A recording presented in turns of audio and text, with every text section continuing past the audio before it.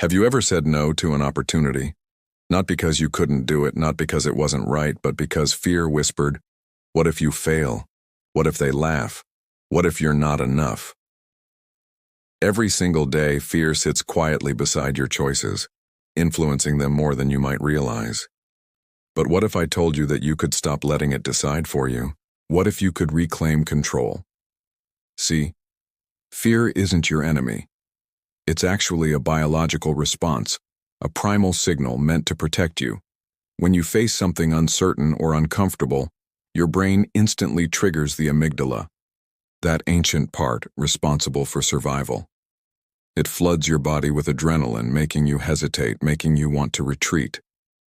This worked wonders back in the wild when we truly faced saber-toothed tigers. But today, most of the dangers we face aren't lions. They're emails, crucial meetings, challenging conversations, or big decisions. Our modern fears are often born from perceived threats, not actual physical harm. And here's the kicker. Fear isn't just felt in those big, life-altering moments. It subtly seeps into the small, everyday choices we make. Think about it. Have you ever held back from speaking up in a meeting, even when you had a brilliant idea? Maybe you avoided hitting the gym or endlessly scrolled on your phone instead of tackling that important project. Perhaps you hesitated to apply for a dream job or start that new venture. Why? Because somewhere deep inside, fear whispers, stay safe, don't risk it, don't stand out. But the profound, hidden cost of constantly avoiding fear is your very own future. It keeps you stuck, preventing you from reaching your full potential. Here's where it gets tricky. Fear doesn't always show up as outright panic or anxiety. Sometimes it's a master of disguise.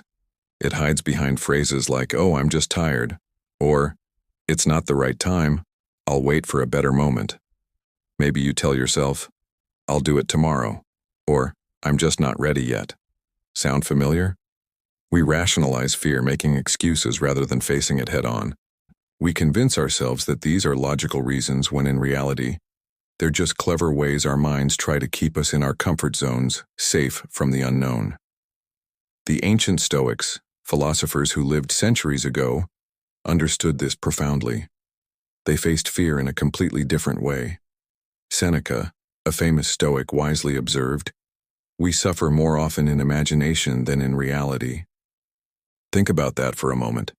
Our minds conjure up elaborate scenarios of disaster, yet most of them never actually happen.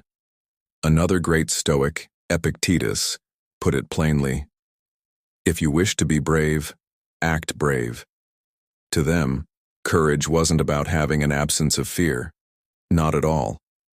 It was about choosing action in spite of fear. It was about making that brave choice every single day, even when your knees are knocking together. They knew that fear is often a product of our thoughts, not necessarily an accurate reflection of what's real. Let's imagine two different people standing at the edge of an important decision. One person avoids it, paralyzed by the potential downsides, by the unknown. The other, however, takes the leap, terrified, yes, but willing to step forward anyway. Now, fast forward a year. Who has truly grown? Who has changed their life for the better? Who has created something meaningful, something real? The answer is clear. Fear doesn't just magically vanish. It's a part of the human experience. But here's the secret. It loses its power every single time you choose to act despite it. Every small step you take, every challenge you face, chips away at its hold over you. So how can you stop fear from running your life and start taking back control? It's simpler than you might think, but it requires practice. First, name it. Call it exactly what it is. Fear. Don't let it masquerade as something else. Recognize that it's an emotion, not an ultimate truth. Second, shrink it. Ask yourself, what's the absolute worst that could happen here? And if that worst-case scenario did occur, could I survive it? Could I recover? Often, the worst isn't nearly as bad as our imagination makes it out to be. Third, act small. Don't try to conquer Everest in a single bound. Take just one tiny step. Make one small move. Even the smallest action creates momentum and starts to break fear's suffocating grip. Fourth, use the 2-minute rule. If you're procrastinating, tell yourself you only have to work on it for 2 minutes. That's it. Often, once you start, you'll find yourself continuing for much longer. Momentum truly does follow action. And finally, live by your values, not your fleeting feelings. Ask yourself, what would the bravest, most authentic version of me do in this situation? Let that vision guide your choices. You don't need to be completely fearless to live a full and vibrant life. What you need is to be willing. Willing to feel that fear, acknowledge it, and still move forward anyway. That, my friends, is true strength. That's where real growth happens, and that ultimately is freedom. So the next time fear whispers, "Stay small," I want you to whisper back, "Watch me grow." You have it within you. Thank you so much for watching. If you found this helpful, please hit that subscribe button and join our community.